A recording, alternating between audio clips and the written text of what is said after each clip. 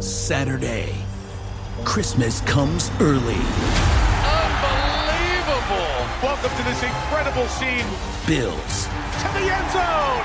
Chargers. It's a touchdown! An exclusive NFL game. That's fantastic! Live in primetime. Wow! Only on Peacock. With a Christmas gift to their fans. They're having some fun now. Bills versus Chargers. Saturday, 7:30 Eastern. Exclusively on Peacock. Apple Gift Card is a practical gift that unlocks a world of entertainment and fun. You can send it via email or give a physical card to your loved ones. Your friends and family can spend it on their favorite Apple services, including Apple subscriptions. Apple Gift Card can be used to buy all things Apple. Products, accessories, apps, games, movies, TV shows, iCloud Plus, and more. Visit apple.com for details and to send Apple Gift Cards to your friends and family this holiday season. The holidays are a time to feel and create joy. And what could be more joyous than the look on her face as she unwraps a stunning new jewelry piece from Blue Nile? How about getting 50% off your purchase? Blue Nile offers premium quality, priced below traditional retail. Their online experts are available 24/7 to answer any questions and make sure you've picked the perfect gift. For a limited time, you can get 50% off at BlueNile.com. That's 50% off at BlueNile.com. This episode is brought to you by State Farm. From your morning podcast to your afternoon playlist, State Farm knows you personalize your entire day. And that's why State Farm helps you personalize your insurance with the State Farm Personal Price Plan. It offers coverage options that help protect what you care about most at an affordable price just for you. Like a good neighbor, State Farm is there. Prices vary by state. Options selected by customer. Availability and eligibility may vary.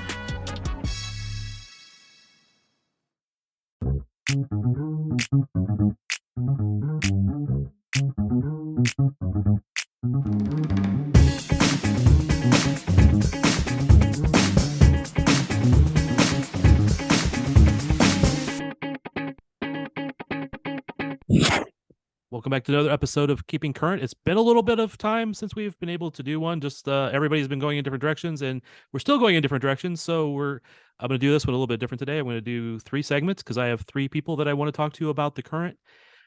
First of all, this is Seb Bell from the Kansas City Soccer Journal, and with me I have the wonderful and amazing Jillian Carroll Letrinko, KC Current broadcast team, local media. I'm going to call you celebrity now. So. Oh man, hardly. But yeah, because you're with which station? You got to plug everything. So KCTV5. Catch me at 9 a.m. Monday through Friday. And she does an amazing job there. But first and foremost, she's an amazing soccer analyst, and we're here to talk about the current. Another loss at home, 3-2. Great start. What did you see that got him off to that great start? A little bit of luck.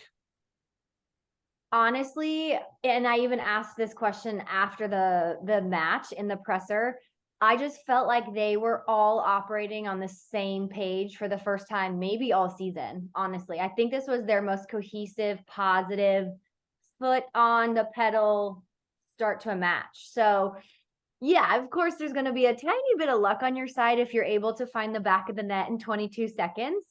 However, the ball did make it to the back line and then back out wide. And it was by the grace of Dabinia and her speed to progress with such intent getting forward. And then all of the layered runs in the box. It was a beautiful goal from Michelle Cooper. It kind of fell very luckily to her. And I think you heard it too, Thad. She was a little bit surprised. Actually, She said, I think her words were, I was pretty shocked, honestly, when it fell right to her. But yeah, she was ready. She was in the right spot and she didn't hesitate. So a little bit of luck, but to me, this was such a just team start. It was so together. It was so same page. And moving past that first goal, even just the possession was just another level. And it wasn't strictly the center of the field or even the middle third of the field. The team was able to maintain possession in tight spaces on the touch lines, in the back, and then switch point of attack, and then on the opposite touch line. If I had to name a player of the match for me, Dabinia comes to mind. Dabinia is always up there. Right. The difference maker for me, and I personally saw a difference between first and second half because we missed her, was Morgan Gautrat. And it was just the possession that she was able to keep. She's directing people. She's a coach on the field. She provides confidence, support, options, creativity.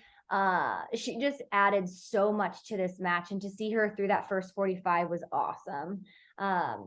DiBernardo has been so effective, but alongside Morgan Gautrat, Vanessa DiBernardo is even, she's able to raise the bar of what she's able to do. So just a phenomenal start from the entire team. Attitude wise, they were all running like crazy people. There was so much movement off the ball. Fantastic possession. And like I said, all over the field, confident possession. And to be quite honest, the way they started, I expected more goals. I expected more, and the opportunities were there. They weren't able to put them away. So positive start. And for me, one of the best starts. The 4-0 game was, or the last match, the Challenge Cup game was amazing as well. But to me, this was probably their best start. Yeah, I would agree. Just having Gautrat, Morgan and Vanessa both out there at the same time was a big, huge difference. When we knew it would be, that's why they went and signed them. It's just sad that it's the middle of the season before they can get them both out there. Also, having Elizabeth Ball out there to start at defense helped a lot, because the young back line has done the absolute amazing amount of work and a great job for being so young, but they are still young and inexperienced, so they have been taken advantage of a few times. But having Ball back there was really a big help. Yeah, I agree completely. A lot of wisdom, experience, and also just leadership, right?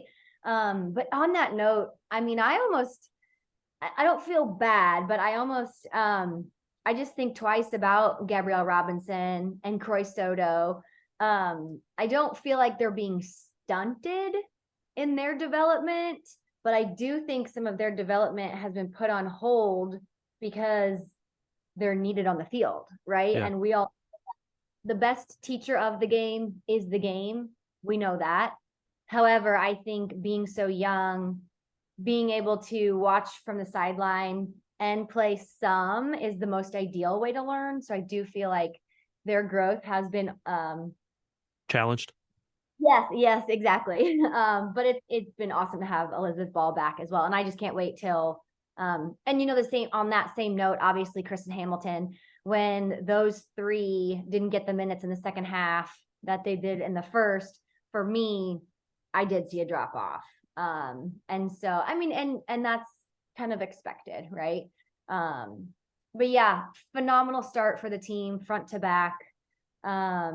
Saw some flashes of just beautiful possession. Yep. High soccer IQ. And for the first time, like, we saw a lot of it being executed, which was really nice.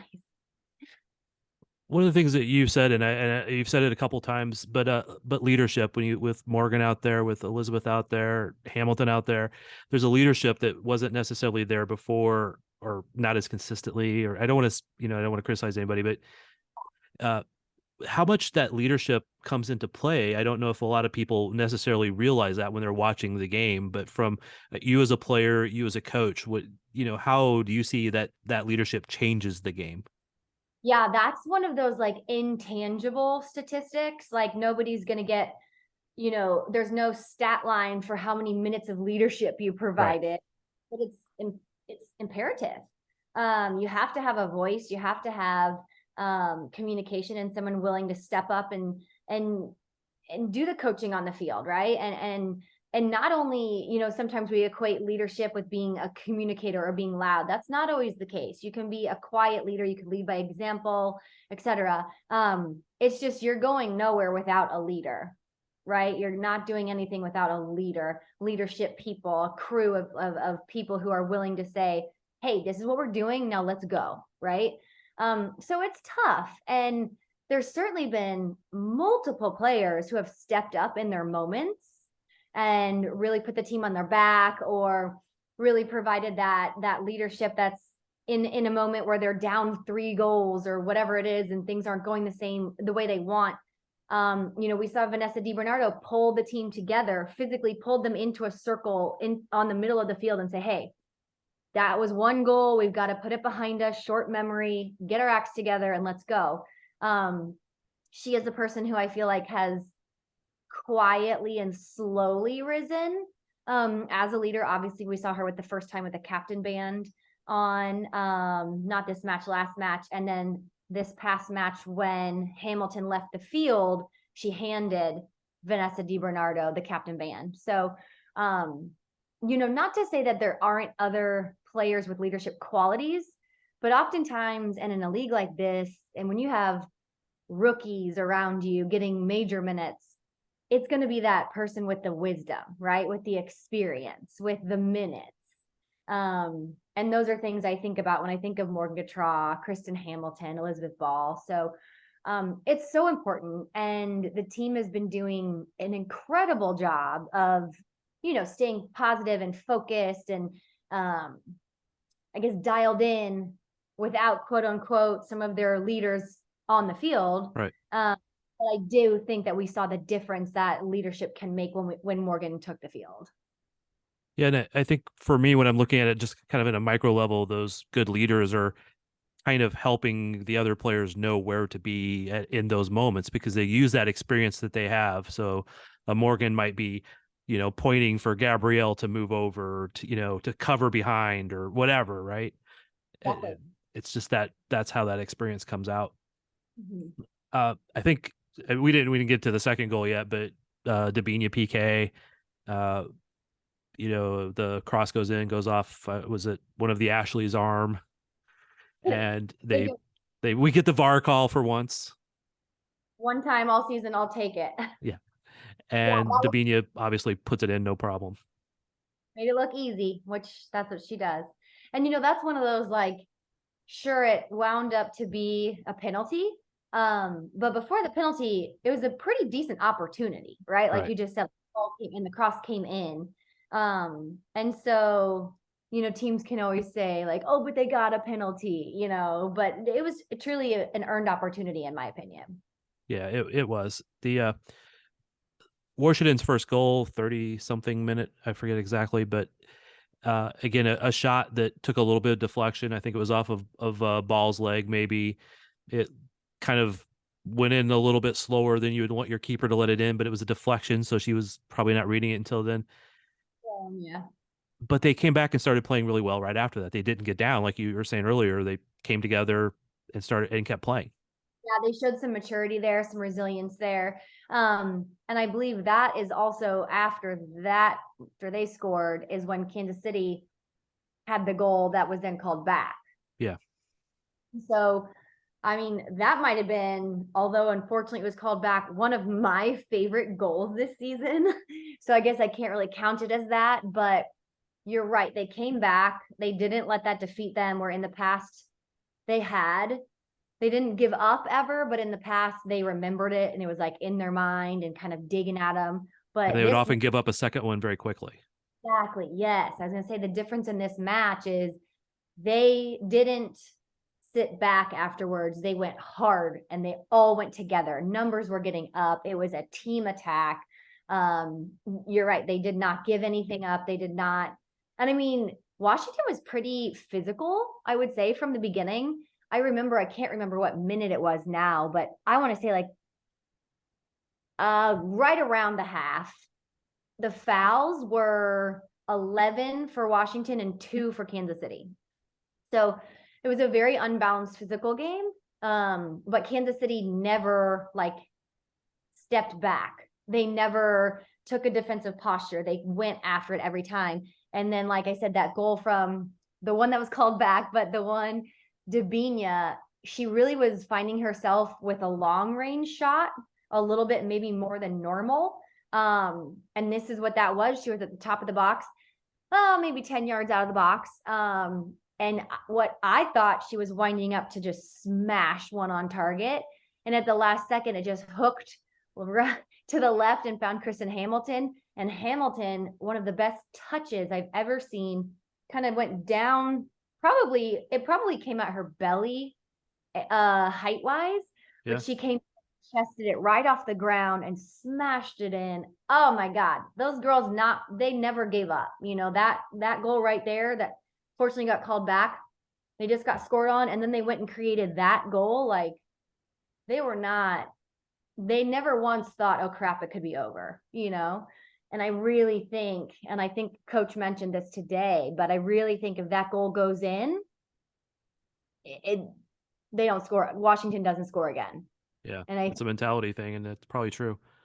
Just following up on the fouls thing that you said earlier, the total was 15-5 in the end. 15 fouls for Washington. Yeah, they were chippy. It was physical. Trinity Rodman was all over, and that's what you can expect from her. She's a die-hard competitor, but strong, Ashley, fast, skilled. oh my gosh, she's cool to watch, man. She's very cool to watch, but she's just like a train, and she just means business. So if you're in the way, you're going to be a victim. Yep. But not just her. Ashley Hatch and Sanchez both picked up a couple fouls too. But yeah, 15-5. I mean, it was a physical match from them. Yeah, and we got to remember that's a team that has probably 4 U.S. national team going to the World Cup players on it. Exactly. Played them next week, it'd be big different story probably. Isn't that wild? Yeah, because and likely the Current have already said they'll be losing Dabinia. They haven't officially announced the Brazil roster, but that was her last home game. She'll play in Orlando and then probably go on to join Brazil. And the U.S. roster hasn't come out yet, but again, we can pretty well assume Trinity Rodman, at least one or two of the Ashleys, probably Kingsbury, probably Andy Sullivan, maybe. Yeah, so that's another one you're right. Yeah, and I'm not sure if they even have any other ones that might be going to the World Cup, but that's 3 to 5 of them right there that would be on the national team. Yeah, for sure. All right, so from my perspective, it seemed to go downhill when all these players that we've just been talking about had to sub out because they're not 60-minute, 90-minute fit. Yeah. And sadly, that's just where they're at right now. And then having multiple games this week. Well, actually, no, sorry. They have a week in between, but it's the travel to Orlando. And so they're going to have to, manage these players. Mm-hmm. But I mean, did you see the same thing as those subs came out, the momentum shifted to Washington? Yeah, no, I did. And really second half, Mark Parsons has been in this league a long time. He's been coaching forever across the pond and here and everywhere. And he's no fool to, he gets it. He gets the league. So what I saw them do was they were slightly defensive, a little more than I expected coming out of the match. And then second half, that back line stepped up very high, very quickly. So the change that they made, and obviously the score was probably not what they expected. And so they went from a slightly defensive posture to sending numbers up immediately. So he made that change, which I felt like was impactful. And then what happened was Kansas City was starting to, instead of capitalize on their ability to possess through the center, we started seeing so many long ball attempts. And so they were trying to get behind the defense that just stepped up and left space behind them. But what was happening was they were trying to send balls over the top and it wasn't working. It was essentially, they were handing the ball back. So that wasn't good. So when they strayed from their strength of possession, Kansas City started losing the ball by trying to go over the top. A couple of times it was slotted through and that seemed to work. Saw some runs deep in the kind of down the flanks from slotted balls, a diagonal ball a couple times, but everything that tried to go over, I remember one getting through to, I think Hammy was still on the field. I think it was Kristen Hamilton. But it was like a heavy touch and Kingsbury came out. Yep. But yeah, so that was tough for me.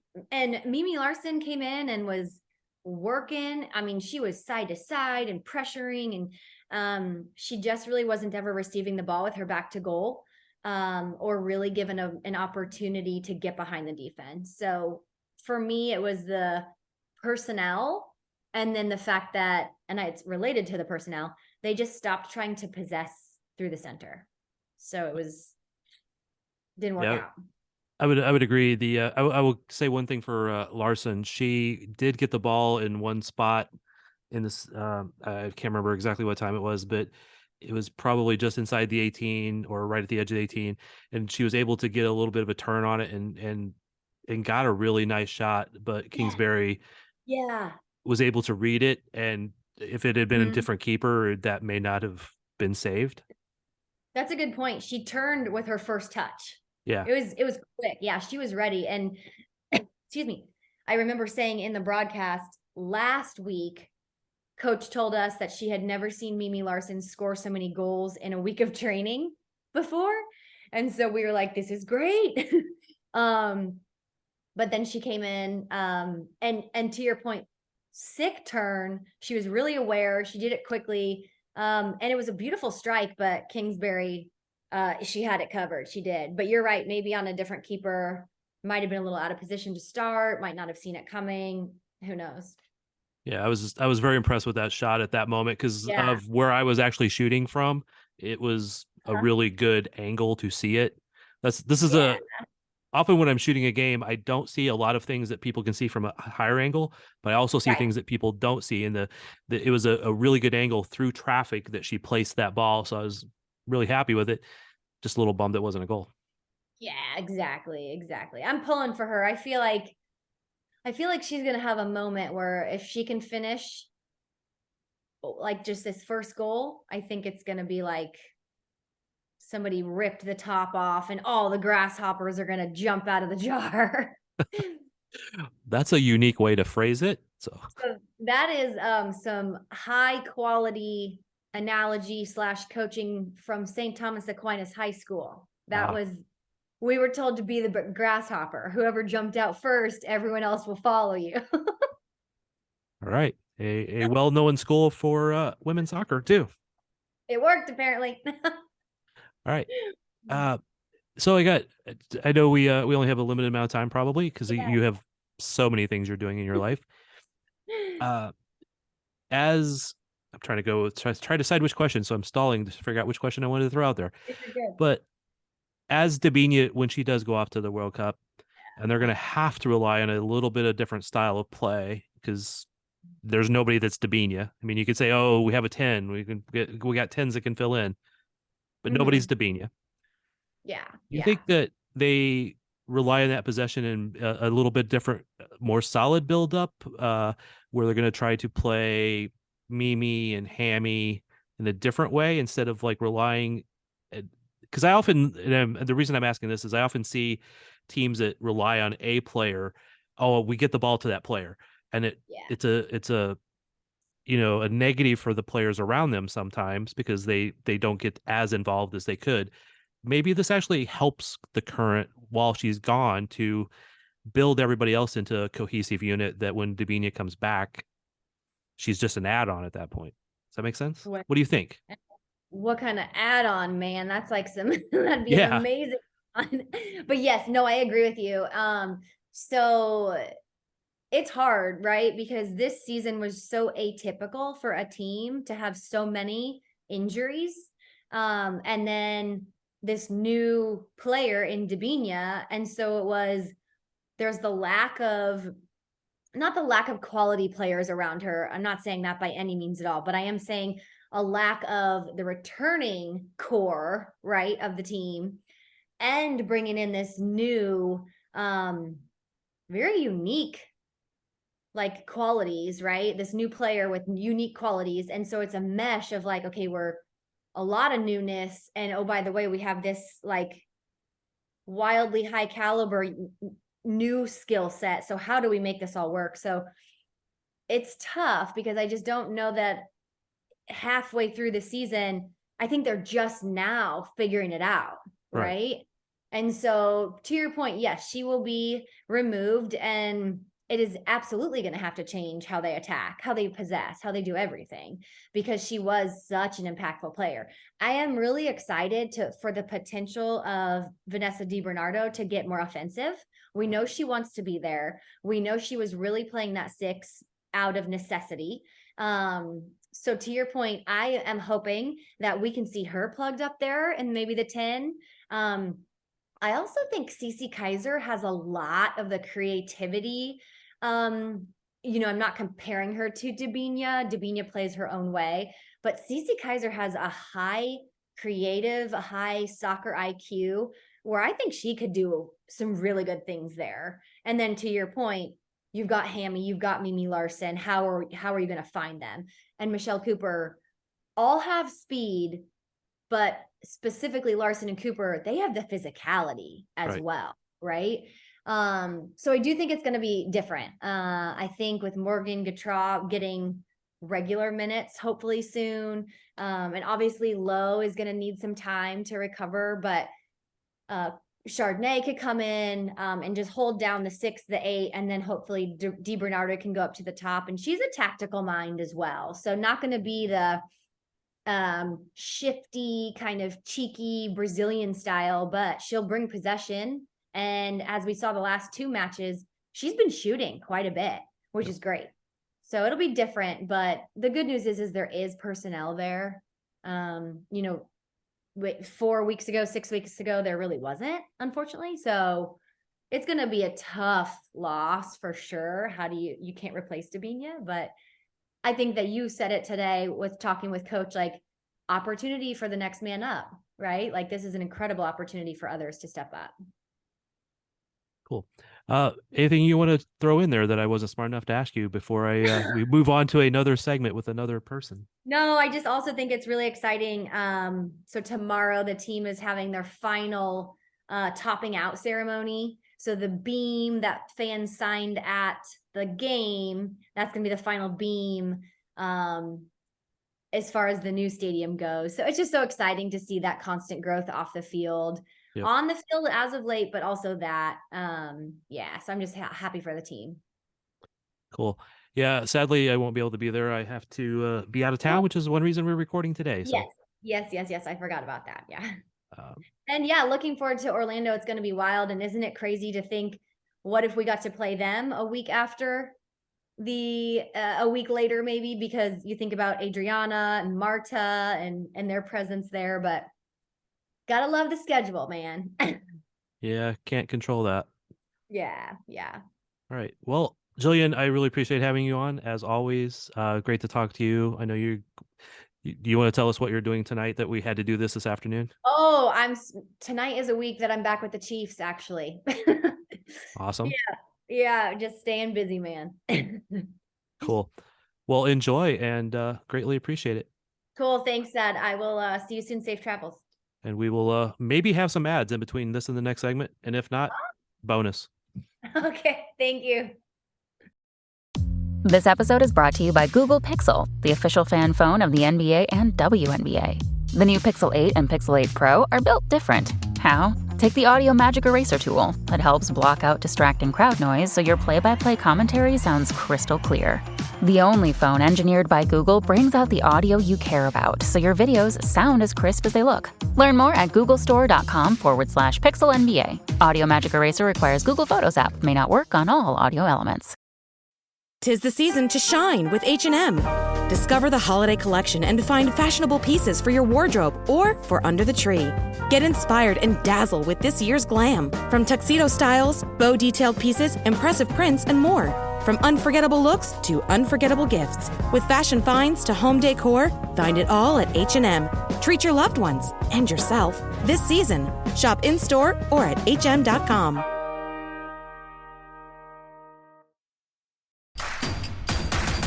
Introducing Royal Caribbean's newest ship, Icon of the Seas, the ultimate family vacation.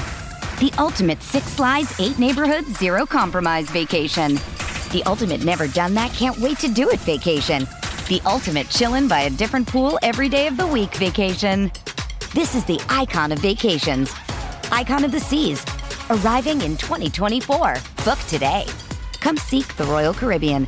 Ships Registry, Bahamas.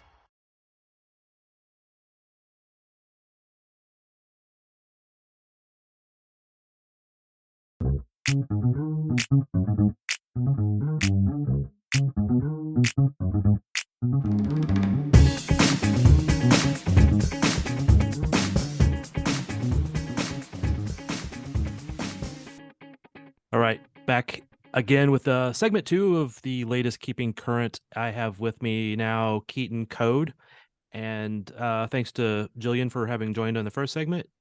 Keaton, welcome. How are you today? I'm good. What about you, Thad? Not too bad. Just trying to keep up with a lot of soccer lately. Well, you have three little segments for one game, so I wouldn't expect anything less than from you though. We're doing our best here. We kind of missed a little bit of time there with not getting a Keeping Current episode out, and because we couldn't get everybody at the same spot at the same time. So this is the best way to manage it. Gonna make it work. Yep. All right. So Current jumped out to a 2-0 lead, but then ended up losing 3-2. Yeah. What went wrong? Well, okay, something that just from a player perspective that my coaches have always told us, like a 2-0 lead is a very dangerous lead to have. Sometimes you'd rather be 1-0 than 2-0 just because, and this is not all the time, but a lot of time players tend to relax into the game too much. And they're like, oh, we're up 2-0, no big deal. Let's just keep possession. But the thing is that gets dangerous really quick. And that can start snowballing like we saw on Sunday night. And so I think maybe players sat in too much, got a little comfortable and content. And then I think also there were some issues with subbing changes. And then again, kind of with the back line, I think we're just still trying to figure out who works well back there. Because if you see throughout the season, a lot of teams keep at least the back line pretty consistent. And I think we've changed it seriously like every game. And so I think we're just trying to figure out like what back line we like and who works well together and who's able to communicate that. But I would say it came down to a kind of checking out, you could say. I mean, even if they don't say they are, subconsciously a 2-0 lead, you're going to get a little bit comfortable in the game. And then I would say some subbing changes and then also just trying to get our back line comfortable and confident with each other. Yeah, I think for the Current, one of the struggles has been they've had a young back line with Gabrielle Robinson and Croy Soto a lot, and Addison Merrick when she's been back there. Yep. So having Ball in the first half, it was pretty key to at least being a little more solid back there. I agree. Yeah, I think you could tell, especially because I think the goals against they were breakdowns of the back line. It wasn't like, besides the, deflection, but still no one was stepping there. There wasn't that communication. And so I think a lot of the goals were getting broken down, whereas some of ours are like, oh, that's a header, that's a PK, where it's not as much of a defensive breakdown. But I think a lot of the goals that are scored against us are defensive breakdowns. And I agree, I think it's with the back line, but I think Ball really helped, especially in the first half, trying to control that. Another one was Morgan Gautrat. It was I think her first start, but she just brings so much experience to that 6th position. And I think her and Vanessa DiBernardo were kind of playing that dual pivot back there. Yeah. Morgan brought Jillian, and I talked in the first segment a little bit about how much leadership she brings back there. Did you see like a big difference when she subbed out at halftime? I think so. I would agree with what you and Jillian said. I think that, and as much as you don't want to call them rookies and stuff, it's different. And so Morgan brings just that, the mindset and the energy and the more understanding of the game. She's been playing longer. She's been in the league longer. And so I agree, when she subbed out, I think there was kind of a shift. And even if it's not that vocal communication and leadership all the time, she's leading by example and kind of bringing the energy of the team up. And so I think when she subbed out, we definitely had some breakdowns through the middle, resulting in those goals. So even in between the first half and the second half, Dabinia was always dangerous, but I think one of the nice things is even after they gave her that first goal, they kind of came back into the game more and were getting back on the attack. Mm-hmm. But where did you see them having the best success? Current? Yeah. I would say when we're going down, especially on that right side, because everyone sees Dabinia as a dynamic player. And if you put her at the 10, she's not going to play a traditional 10. She's going to get up, she's going to get wide, she's going to make those runs. And I think that's why it works with Morgan and DiBernardo in the middle, because they're able to stay that pivot. But Dabinia, she gets on that right side and takes it down the line. And then I think we did a really good job of getting Hamilton and Cece in, and Michelle Cooper or whoever was in there at that time. And I think she was able to then slot that ball back, which is super dangerous and really hard to defend because your body shape's not right. And if it's a driven ball on the ground, that's a really easy one-touch hit. Keeper's not expecting it, backline's not expecting it. So I think we were really dangerous, especially on that right side. And then also Cece Kaiser was pretty dangerous on that side too. I think she was one of the most influential players in the game yesterday or Sunday. Speaking of Michelle Cooper, she got her first league goal, fastest goal in league history, all that. Yeah. Mm-hmm. How calm would you have been if you got that ball there at where she was? The fact that she was like, what's the word I'm looking for? Like, not content. What am I looking for? I'm just gonna say calm. I can't find the word I'm looking for, but she was calm enough to get the ball, take the touch and hit it, because you see it all the time, even in MLS and everything. They just hit it one time and it's rocketing over the goal. But the way that, and it was like kind of a deflection. I don't think it was supposed to go to Michelle. Who did it hit off of before it went to her? Well, I think they might have been trying to get it to her, but it did go off a Washington defender, and it just deflected right to her. It worked perfect, and she somehow her shape, and she took a touch, and it was perfectly placed shot. I think it was great, and like her celebration was awesome, like running back and the pictures from it and stuff. Did you get any pictures of it? Were you were there, right? Yeah, I did get some pictures of it. Ironically to me, always the pictures of the shot is usually that's okay. It's kind of, unless you're just in the perfect angle or something like that. Right. But it's the celebration, that jubilation, that's they're running back together and watching players' faces as they run towards each other, things like that. Yeah, I agree. Those are I would, and those are the ones that always are on social media, and those are the ones that you always want to see. So I think that's really good for her too. I think she's been on the up this season. I think as she continues to be a goal scorer and a difference maker, I think her confidence is going to grow. And I think she's definitely a player of confidence, like most people are. And so I think if she continues to do that, hopefully then, she's able to help the team more. So. Yeah, I was very happy for her because she got the one in the Challenge Cup, but she had a goal that was called back. So just seeing that ball going into the net, it's going to build confidence. It's going to make her just feel like she's going to be in the right spots better. Right, especially 22 seconds into the game. That's not too bad. Yeah, that's not shabby at all. Yeah, I mean, it could be better, but what was the previous record? Do you know?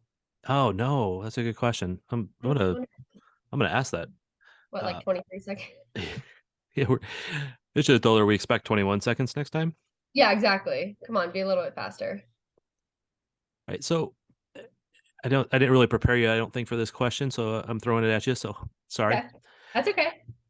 One of the things that I wonder about, because Dabinia has one more game before she gets called up to the World Cup, presuming, because they haven't actually officially announced it yet.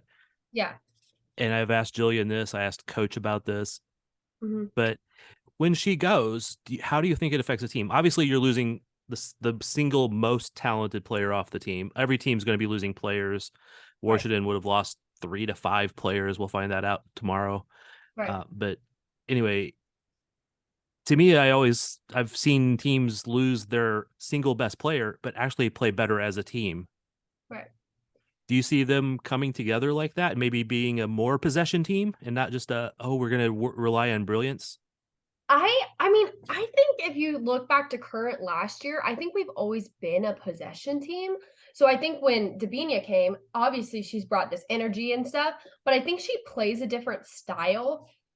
She's very much in all, like, if you look on the field, you 99% of the time don't know what position she's playing. Like, she'll be on the right side and the left side, and then she'll be back. And that's really good to have a dynamic player like that. But I think sometimes you'll see, like, she'll take a touch back, but maybe someone wasn't really expecting that because they haven't been playing together long enough, you could say. I mean, I don't know. Do you see that too, where sometimes she'll like make a run and someone doesn't time the pass because they're not quite sure what she's going to do because she's a little bit unpredictable? Yeah, that unpredictability can be great, but it can also throw you off as a defender. Exactly. Both ends.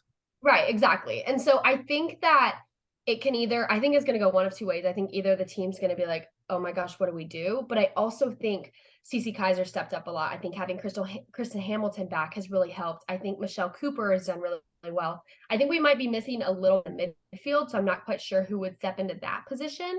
But I think as far as like a front line and attacking, I think they do really well together. And I will say Cece Kaiser is very big on the dribble as well. So I think we could really attack from that left side and get the runs in. I mean, I'm hoping that everyone steps up. Now that, we have Morgan and she's obviously a leader on the field and maybe she can take control of the midfield. And then, I think, yes, she's going to be missed. And, we don't know if she's going yet, but there's a good chance. But I think this might also be a good chance for the team to grow into each other. And have you ever seen Kicking and Screaming? I have, Do you but know just Pass It recently, to the actually. Italians? Do you know Pass It to the Italians? You Yeah. know, when they're like, Pass It to the Italians, blah, blah, blah.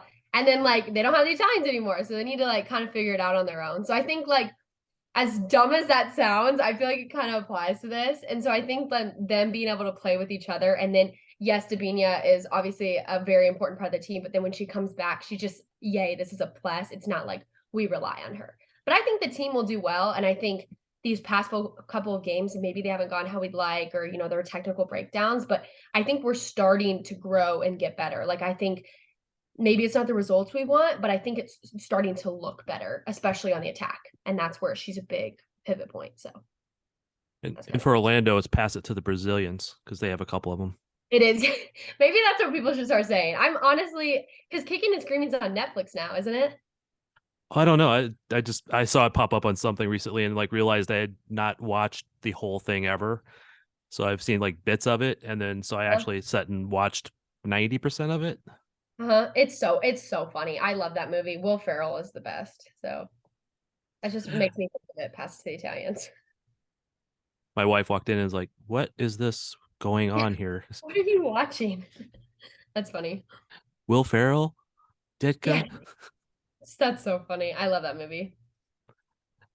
We need to have a pod that's just on soccer movies. Oh my gosh. Yeah. She's the Man. Have you seen that one? Yep, that was pretty good. That was a good one. What are some other good ones? We're gonna doing this sometimes. We're doing a podcast on soccer movies. Have you ever seen the one on the 1950 World Cup game? It actually just went by a couple different names, like the Greatest Game, but there's another name for it because they used another movie's name at one point. Oh, huh. Yeah, I haven't seen it. It's not like really famous and like on a bunch of like Netflix kind of recycle type of things, but it was good in that it showed the 1950 U.S. win over England. Oh, and it had some real soccer players in it. Yeah. That's cool. That's really okay. I was going to ask you this question about the game. So I just think it's interesting that from the sporting game and then from current, how many times the referee has had like such an impact on the game. Like I just like noticed that in the game because I mean they have like the handball and like 2 PKs, like all that stuff. Like I just think that's really interesting to see. Yeah, it was there was a lot of VAR use over the weekend at Children's Mercy Park. It's exactly. They're like and then they run on over and check it and stuff. But and do you think that one's a handball? I thought it was a handball, but in the current game, yeah. Yeah, I was gonna say. I mean, the thing is, handballs are so tricky, especially like that, because it's such like a natural reaction just to like move, and so like it sucks. But I mean, worked out for us, and then kind of didn't. But and there's a lot of that at one time in the world you would have maybe not called that, right? But because you had because they're trying to standardize it and make it so that it's a little less subjective. Yes, the hand is out there. It's called. Whether it's intentional, whether it's whatever, it just has to get called. Right. I even made the comment to somebody with Sporting that I may not have made the given the penalty to Sporting when the guy took out Gotti there at the end line in the game because he was going away from goal. He touched the ball. It was probably going to go across the end line before he could have ever got it. Yep. But because the guy was late, it's a penalty. That may not have been a penalty 15 years ago, but today it's stone cold penalty. Right. Well, it's like what Cody was talking about. It's like reffing is kind of changing and like how are we going to adapt to all the different things going. But I just thought it was interesting that there were so many like big calls from refs and they really kind of impacted the games.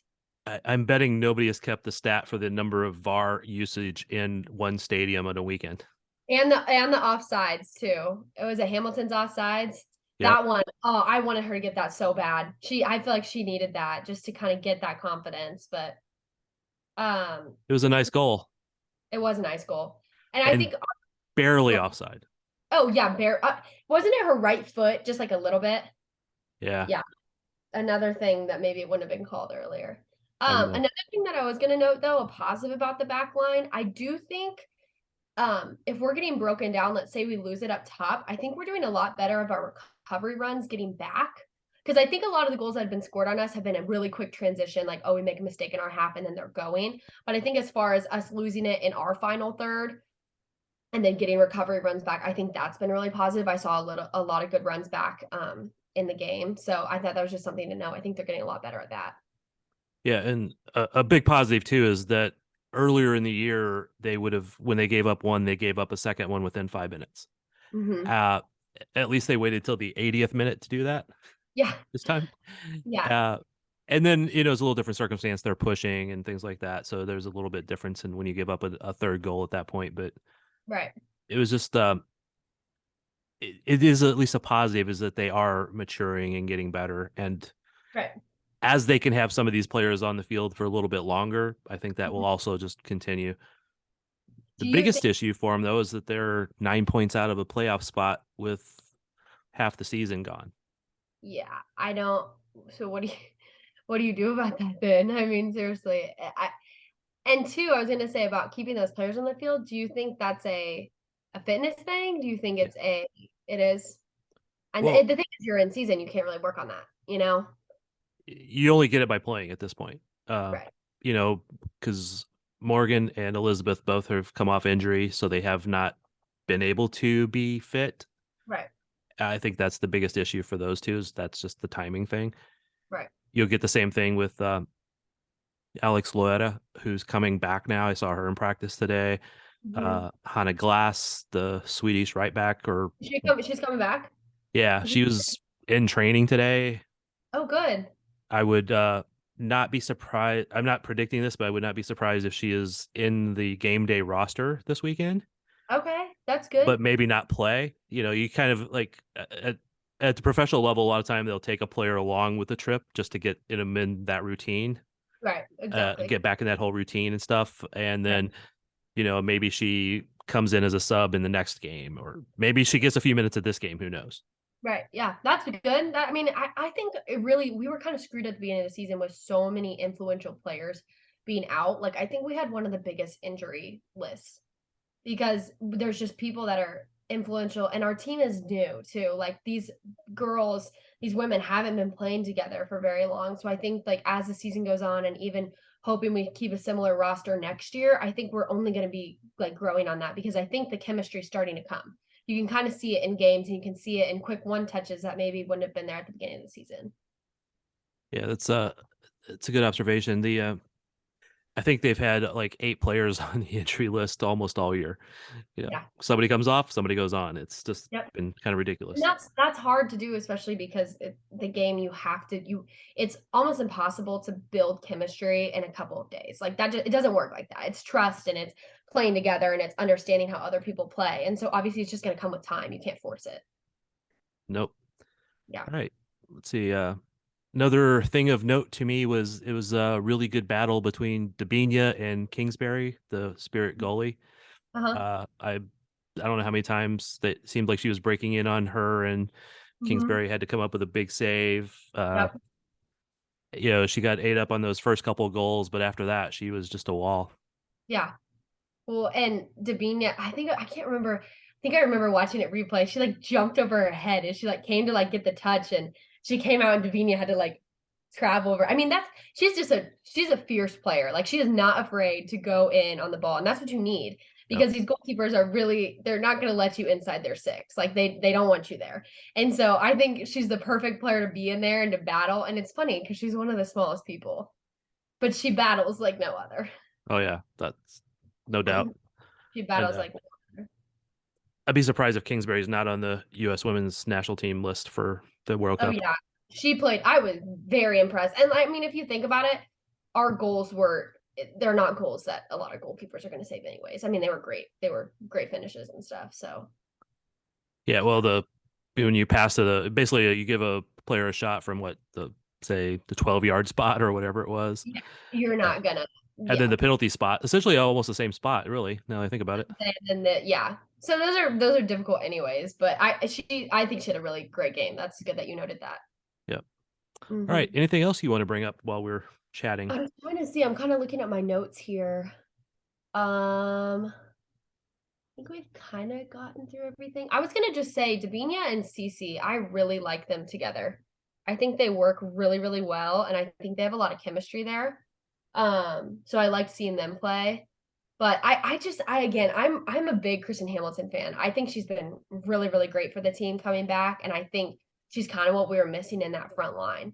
Yep. So I've been really proud of what she's done this season, now that she's been back. And I'm just excited. I'm hoping that they just keep, continuing to grow as a team, because I think it's there. I think we have, and I really like Coach. I think she's done a great job, and with like what she's had, I get it. It's been a really weird and difficult season, but I think she's doing, I think she's very big on the chemistry side of it. And I think that's, especially in women's sports, I think that the relationships you have between your teammates, it transfers. Because I feel like a lot of guys, like, they can hate each other off the field. On the team, they're like best friends, and then they're like off. But like girls, you have to be like besties for both for it to kind of work, if that makes sense. Yeah, I'd probably get in so much trouble if I said that. Well, I can say it because I'm a player. So I feel like I'm allowed to say that as a player, because I've seen it firsthand for 15 years. So I understand the impact that if two girls are having a little bit of drama, it's going to ripple into the rest of the team. So I think just them building their chemistry and continuing to know how to play with each other, that's just how they're going to grow. And I'm just excited to see what they do. So. Yeah, I do. I mean, I was just kind of joking about that, but there is definitely a bit of a difference in the mindset of how men and women approach things Yeah. Yeah. Not always, but a lot of times. Yeah. It was interesting when Vlatko Ananovsky was the FC Kansas City coach, and the Comets coach, and seeing how he would yell at those guys and then talk completely different to the women's team, the next day. Yeah. Well, I mean, it's true. And people need to be, and people are seeing more and more people need to be taught differently and coached differently. And that's because of learning styles and just natural genetics and DNA. So I could talk about that for hours. I love talking about the mental side of the game and everything like that. So. Okay. That's another pod we're doing. Yeah. Oh my gosh, please. That'll be like a 2-hour podcast. So. Okay. You can host that one. Yeah. Perfect. I can talk about that all day. So. Yeah. But yeah, it is interesting, and it's not 100% always one way or the other, but because different players need, and sometimes the guys need to be hugged and the arm around them and stuff like that, and sometimes the women need to be yelled at, but it's a little bit usually the other way around.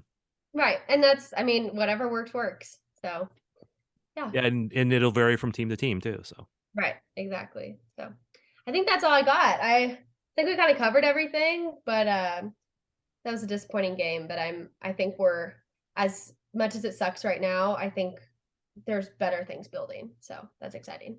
It'll be interesting to see if they can go on a run like they did last year. Yep. Last year they went on a 13-game unbeaten streak. Yeah. But they're past that now. They're like 6 or 9 points behind what they would have been last year. Right. But I mean, still, stuff happens. So I think they could do it. It's feasible.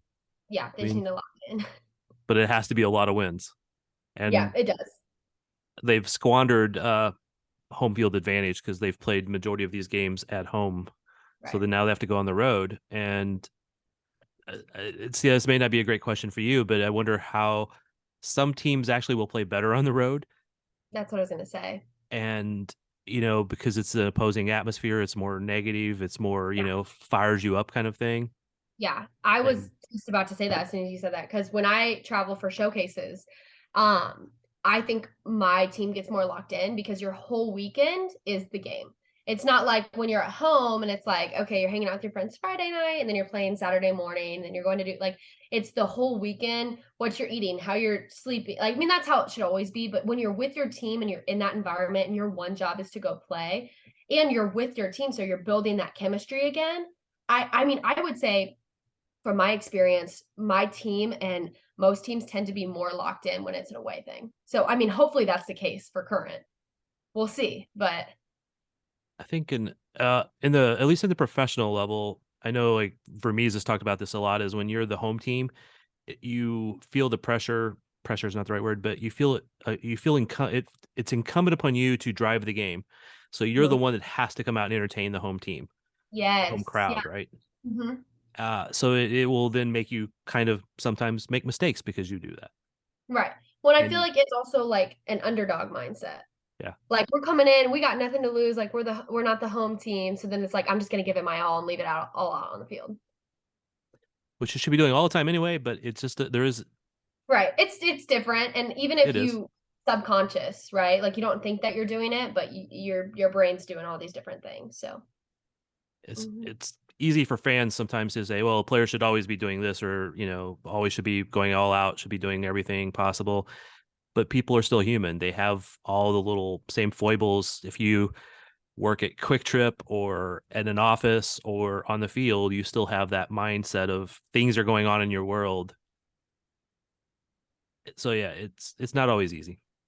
one of my friends is the psychologist therapist for sporting, and she says half the time they don't even want to talk about soccer. They want to talk about their girlfriend or their kids, or like, she's like, they're humans too. They have other things going on in their life, and just like you have a bad day at work, they have a bad game. Like, you can't just expect them to be, and yes, you're getting paid for it, you need to be good at it, blah blah blah, but people can't say they haven't made a mistake at work. So it's the same thing. And that's again, the mental health thing. And I could talk about that. So we're doing a podcast on that soon, but I think people forget that. I think it's important to remember that. So. Yeah. See, like, I know this is now sliding away from the current, but Kyrie Shelton for Sporting, I always feel bad for him because he's received so much hate because he's had some rough games. He's not been in form and all this other good stuff. However you want to say it, he's been just getting a lot of hate from fans. And this last game, he essentially was arguably the cause for them to have lost. But it was also not him that put himself in those positions. It was the coach. Right. So I think Peter defends him pretty well too, which I do like. I like that he advocates for his players. But it's true, like, you don't ever know what's going on. Like, he might be having problems in his own life that's affecting his play. I mean, that's just how it works. So I agree. I'm glad that Peter, though, kind of takes his side a little bit, but you still got to perform. So it's a double-edged sword. It is. It's a results oriented business, and it sometimes sucks. Yeah. Yep. So all right. I think that's all I got. Okay, I'm going to ask you, what question should I ask to Sperry? I'll give you the question to ask him. I would ask him something. I'm totally thinking. I'm like really thinking about this. About I should stall while you're thinking, and just like I should filibuster while you're just thinking, right? About Delfava, how she's been doing. I think that'd be kind of interesting because I don't think she's been like a real like standout player, but I also don't think she's caused issues. I feel like she's just been kind of like neutral. And then you could also just ask about like, I'd say about Izzy coming in on the sub. Yeah. You could ask about that and kind of what you think. I think just subs in general, because I think it's kind of a similar issue to what Sporting's having. Like, we start off really strong, but then when we bring our subs in, it's just not keeping the energy and it's not being like difference makers. So I would ask him something about that. I think that'd be interesting. But I think phrase it as the similarity between those two games. Yeah. Because I mean, they were pretty similar too. Yeah. Especially with like the refs and blah, blah, blah. So it's weird how similar they are, but I would ask about those two things, just about like kind of subs in general, and then about just like Delfava and stuff and how, he likes seeing her out there and all that. So yeah, cool. I think that's kind of all I got. But all right. Yeah. Well, thank you for joining. This was any last words to wrap up segment 2? I would just say I'm excited to see what the girls do for the rest of their season. And I'm hoping that we can meet again soon and talk about everything. And hopefully we're talking about a win. Let's hope so. They play this weekend in Orlando. So let's just shoot for early next week for a Keeping Current pod, regardless of whether we can do it at the same time or not. All right. Perfect. Do part 1, 2, 3, 4, 5. Yeah. Again, I like talking soccer. So for anybody who's listening this much, I appreciate it. Yeah. Alrighty. Thank you so much, Thad. Well, thank you. And we are out of segment 2.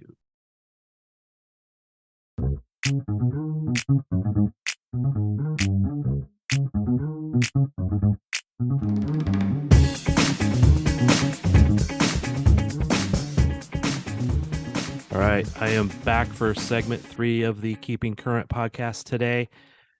We've had Jillian Carroll Letrinko, Keaton Coad, and now my very special guest is Daniel Sperry.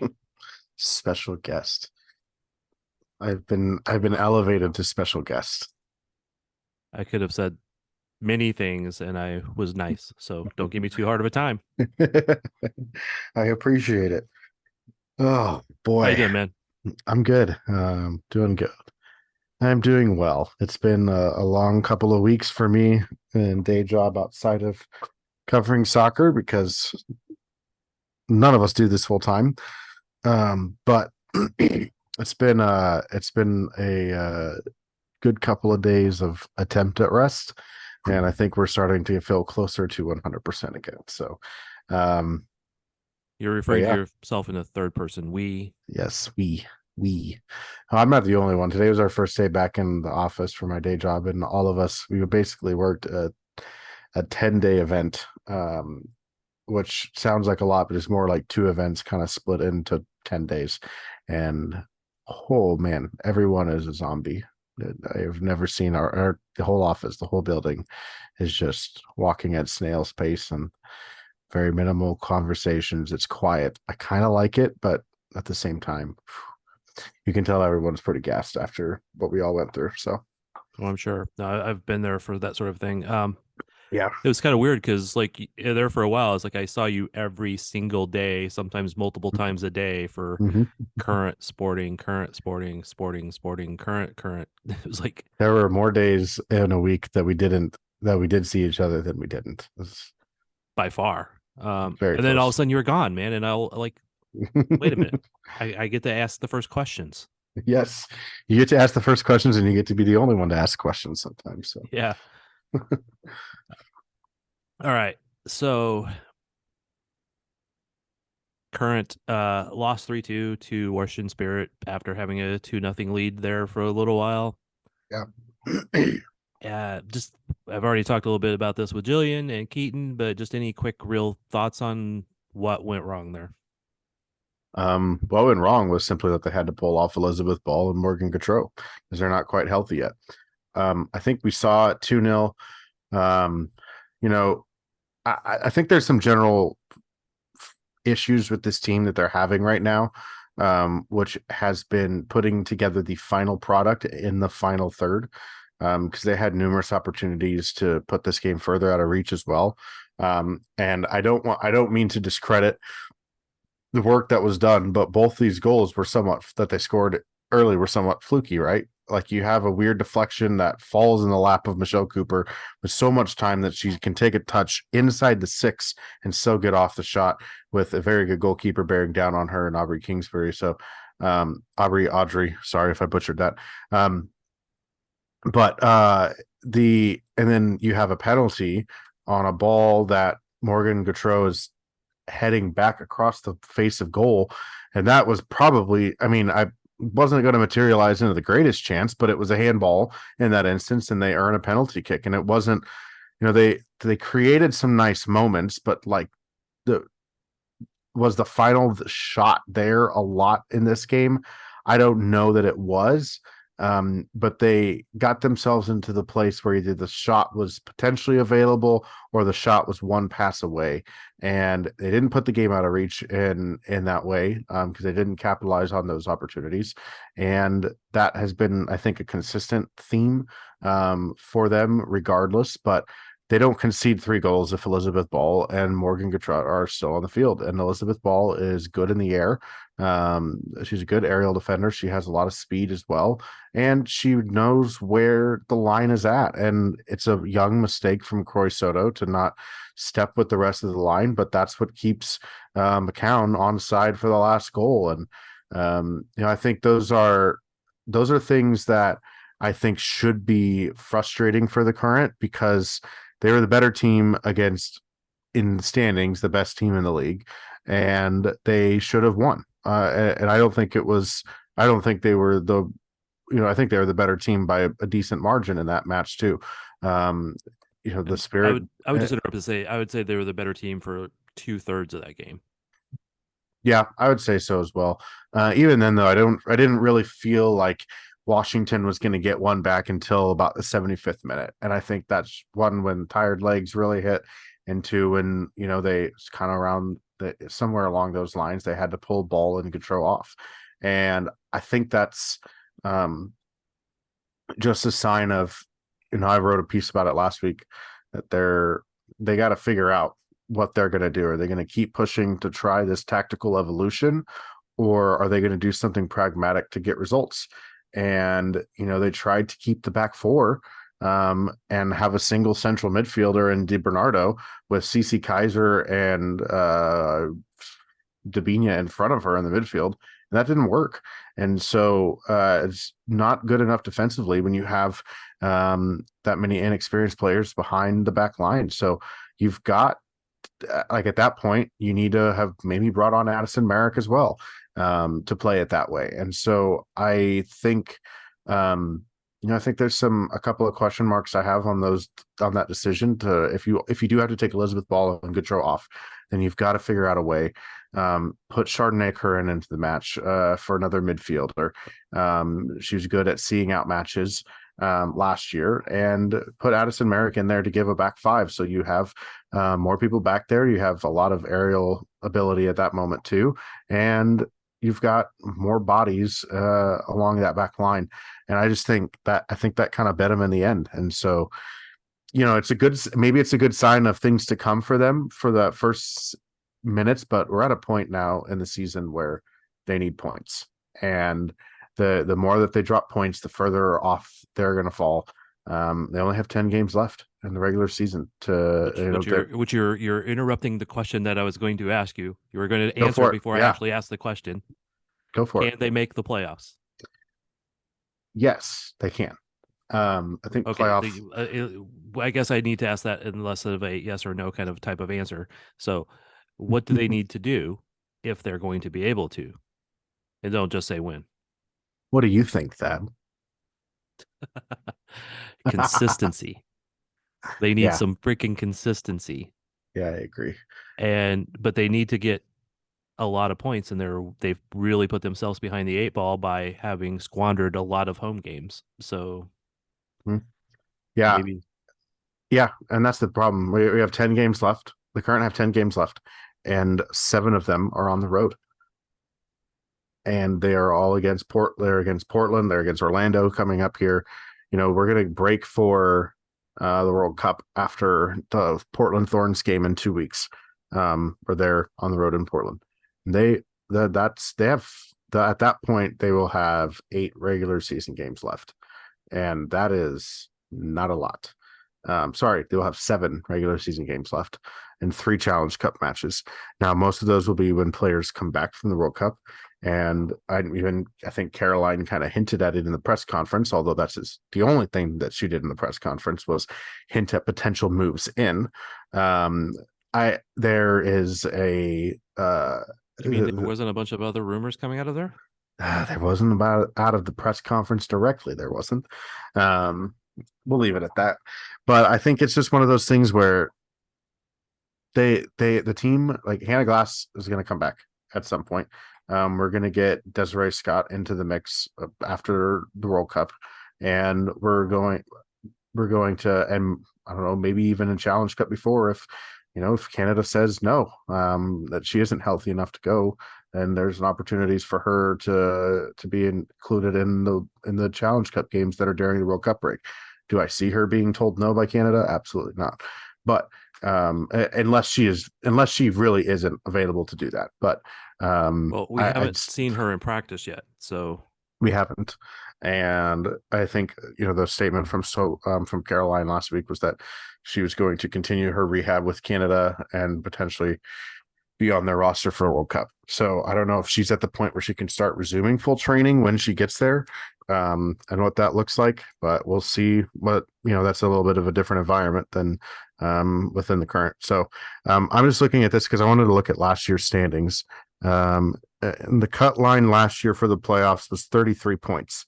The Current had 36 points, and the max points that the Current can get this year is 39. There was a very significant jumble though of 4 teams at the top of that line, but again, the Current have put themselves in a situation where they have to go on a massive unbeaten run to get out of this hole, and they're going to have to not lose games at all down the stretch here, and they haven't shown like that ability to grind out a result this year in the manner that they had last year. And they've had opportunities to do it and they have failed to do so. And so I think that's concerning. So what do they need to do? They've got to at some point embrace the fact that points are necessary. Points are incredibly necessary, and that trying to get to the desired style of play at this point is something that should be tabled or secondary to getting points. And I think that's kind of where they're at. And I think that'll be the deciding factor of whether or not they make the playoffs, is whether or not they can make that switch when it's needed to be. Yeah, I'm having a lot of doubts myself at this point. Not that I'm wishing them ill will, but it would be an amazing thing to go from making the final, adding the best free agents or 3 of the top 5 free agents, I'll just say something along that line, from the NWSL, and then failing to make the playoffs. Yeah. And right now I don't see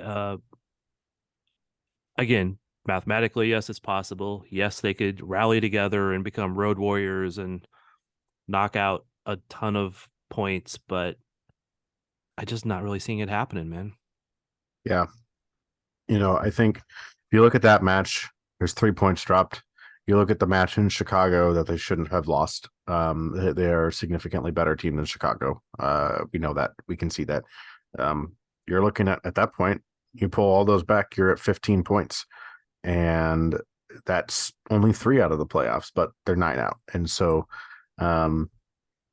it's just it's a point of I think fans are fair to be frustrated. It's the first time I've had like a frustrated comment. Like I got this a lot with sporting. I'm a season ticket holder and I'm sick and tired of this. And of course, and that's a wonderful meme too that goes around when teams put out something that fans don't like and they sit on there. I've been a season ticket holder for 45 years. This is the last straw. This is not, and this wasn't what this post was, like the comment that I got, but the comment that I received was, I'm a season ticket holder and this is concerning. This is like, this team should be significantly better than this. And on paper, they're absolutely right. And I think that's the frustrating thing, is that there have been a lot of things that have been out of control over those on the field. Injuries. There are players who were signed with injuries. There are players who, and knowing it was going to take a long recovery, they were razor thin at depth at center back, and they lost their 2 best center backs within the first 3 weeks of the season. And they did that. They had ample time to go and get somebody in. They have ample assets on this team to be able to go and get somebody with, and they failed to do so. And I think that should be they could trade a player. What they could, and even if the player hasn't asked to be traded, they could also trade that player. I think though, just looking at some of those decisions, the head coaching thing, whatever went on in the back room, we don't know to the fullest extent, and it's not out there publicly, and it doesn't seem like anyone wants to put anything out there publicly about what actually happened there, but that plays a factor in all of this as well. So I think, it's frustrating to have injuries pile up the way that they did for players at the start of the season. But the problem is that they were already going into the season with a list of 5 or 6 players out of long-term injury. So that means you can't afford the normal run of injuries that you get in a season. And it's a bit of a roster flaw that's in the end has bitten them in the butt, because now you're at a point where you have to have Morgan Gautreau and Elizabeth Ball in there for your system to work. And you got to have them healthy. And well, we knew, again, so much frustration with this team, but we don't know if Morgan was hurt coming into the season, in training camp, or what? Same with Vanessa. We knew Desi was. We obviously knew Mewis is out, and Mal Weber was hurt the first game she came back in, so that's another lost spot that player that would have helped at least defensively as an outside back. Yeah, there's so many little things that this team knew going in. I mean, we've known for a long time that these players were hurt and they would be out long term at least. They signed Once Hannah they Glass did. knowing that she wasn't going to play for a while. You knew Claire Lavoisier wasn't coming back until the summer. I mean, those are which by the way, saw her training today. Yeah. Just warming up or just doing stuff on the side by herself. Saw Hannah Glass doing stuff, so that was nice. Saw Alex Loetta in training, actually full doing stuff. So good. So I will make this prediction that the next game or two you'll see Glass on the game day roster and probably not play, just to get that rhythm of going on a game, on a trip, etc. And then probably the game after that, you'll see her come in for a little bit of time and then start to assert some real minutes. Yeah. Probably the same for Loera since she was out for so long. Mm-hmm.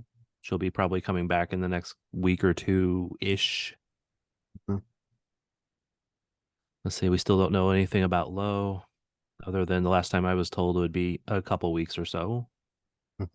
But I felt like the or so might be the bigger part of that statement. Yeah. But not sure. Yeah. Do we see Lowe before the World Cup? I don't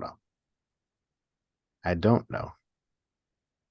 Yeah, it's just so many questions and issues and injuries. And just going back to, again, something you said earlier about the change in coaching. I know we have been both frustrated by asking questions, and I know we have both heard things from various different sources that we felt were reasonably reliable, but reasonable, ethical reporting doesn't mean we can just say what those are. Correct. Without having people being on record or at least multiple sources to say what those are. Correct. Unlike some media in this world. So it's a frustrating thing that we want to say a little bit more. So sometimes if we have a little edge when we talk about that stuff, that's why. Good way of putting it. All right. When I had Keaton on earlier, she asked me to pass you a question or two. Well, two questions. All right. And what's that? So what you got, Keaton? All right. She asked what you thought of Kate DeFava this year, how she's doing, and about Izzy Rodriguez coming in as a sub. All right. I'll go with the Kate one first. I think Kate's been fine. I don't think she's she's not. So here's the thing. Hannah Glass, when she gets integrated in, she is like the prototypical attacking fullback in a back four possession system. Like that's her prototype. And Kate DeFava is a really good wing back, which means she covers the wide spaces really well. And I think that, and when she has that flank coverage, I think she's adapted well to the back four too. Like I think she's adapted better to it than Haley Mace has. But I also think that like you're in year 2 of learning how to play this position, and you have because Kate DeFava has not been a fullback four or wing back. So whereas Hannah Glass is a career in that position for Bayern Munich at the top levels in Europe with Sweden. I mean, that's the thing that it'll be interesting to watch what happens to Kate's playtime. Obviously, they signed Hannah Glass. They're going to have to play her. They're going to have to continue to push her through. I think Kate can also be a good asset in the midfield too. So I'd be curious to see how she helps out that depth once Hannah Glass is available and part of that depth as well. So I think it's interesting. I think Kate's evolution was really good, and she really came on strong in that position. I think she's a decent 1v1 defender. In the build up is where I actually see her strength, but the final third is not necessarily the strength, where it's delivering that final pass or that cross. She's gotten a few assists and she scored one goal there that was a big goal, but the interplay and the timing of passes and when to advance into the next space forward is really smart, and I think it's very midfielder of her. So I still think at times she's a bit of a midfielder playing out at right wing back versus being a true wing back. But I think she's done fine at that role this year.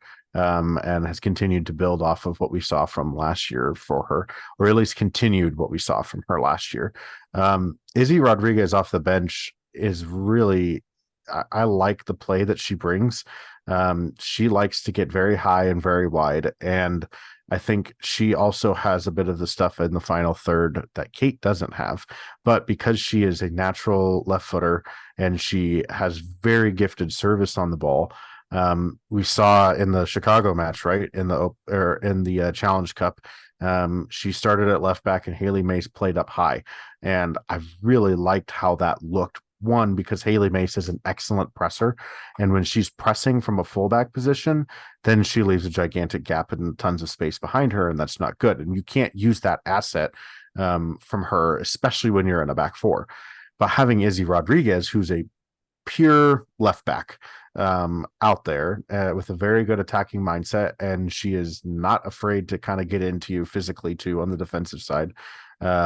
I think Izzy honestly should be getting more minutes, to be honest. I like the role that she comes in off the bench, but I really think at the moment it might be really good for Haley Mace to play higher up as a winger and a pressing winger and a very I don't want to say a Kyrie Shelton-esque role, because I think she is more apt to score goals in her role in that spot with the team there. But I think she can handle any of those positions really well, and I think a lot of her strengths are exemplified when she plays higher up the field, either as a wing back or that. So if you're going to play a back four, I think Izzy Rodriguez is the left back that you should be rolling with, because I think she fits the prototypical fullback, the left back that you would expect in a back four. So yeah, I'm really high on Izzy's development this year and what we saw. I think she was good in the moments that we saw from her last year. This year, she's really shown that she can handle extended minutes at the position, and has been really good when she does so. So I'd like to see more of her. Yeah, I would agree. I really kind of a fan of her.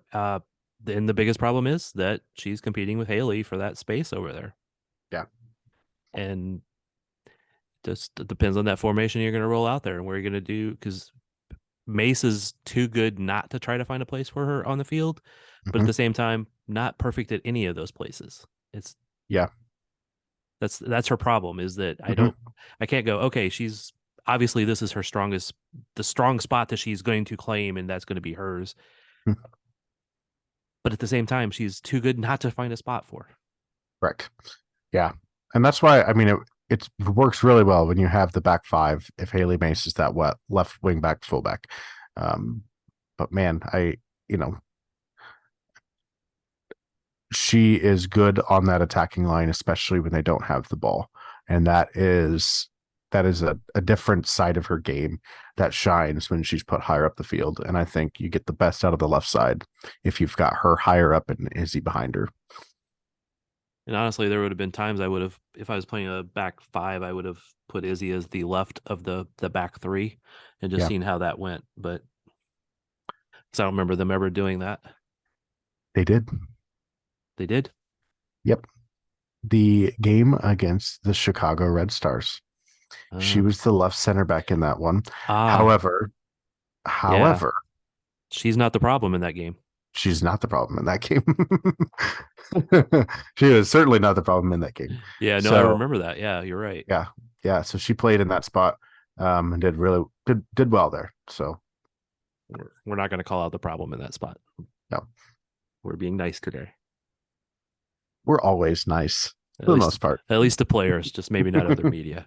No, Or other we're nice. so-called media. We're nice to each other. Yeah. Well, we give each other crap, but that's Yes. That's part of it. Reasonably nice. All right, man. Orlando coming up. Just any quick thoughts on that before we conclude this long 3-segment pod? Yeah, I mean, I think this is if the Current have everybody, they've had a whole week off, right? Elizabeth Ball and Morgan Gautreau can go 90 minutes. They should win this game, to be honest. I think Orlando's a decent team, and they still haven't. They aren't like they've taken the right step from being bad last year, but they are they're still not good enough that when this Current team, if they have everybody at their in their right spots and at their best, I think this is a winnable game for the Current on the road. And I think especially with this being truly the last one before like Debinha goes to Brazil, goes with Brazil to the World Cup, which is good for them because then they play Portland on the road. Portland's going to be missing a whole lot of USA players for that match. So Debinha is a huge miss, but this team still has some attacking talent without her. So I think there's opportunities here in these next 2 games for the Current to really improve their standings and give them a much better outlook from when everybody comes back from the World Cup.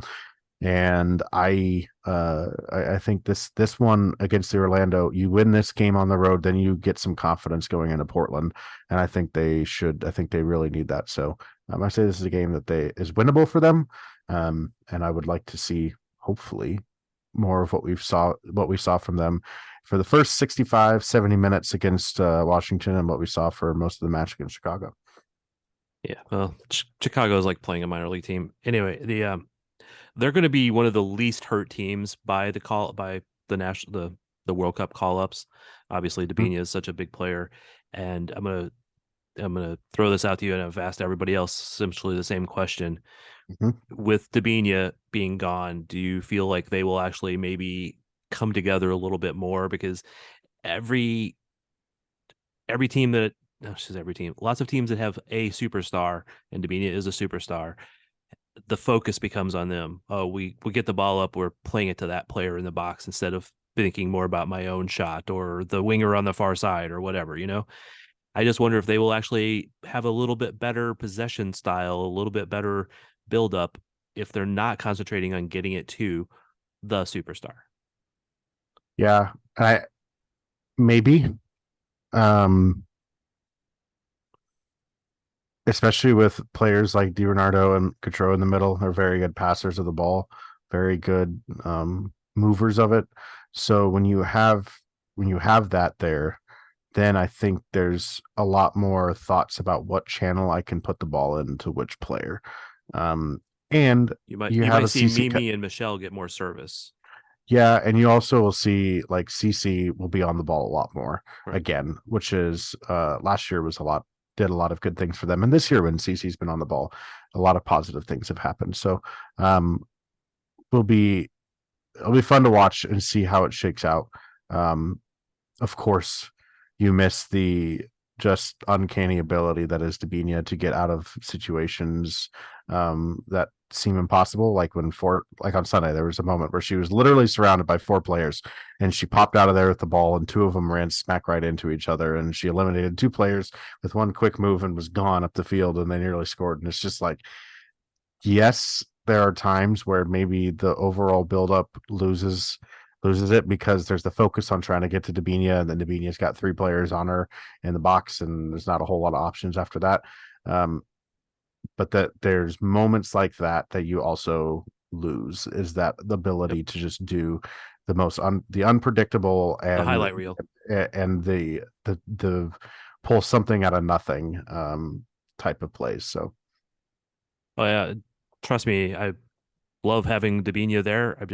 I'm kind of I don't know, say reaching, but I have seen teams just become better overall team play when the superstar is out for a while, and then when they come back, it becomes a more balanced team.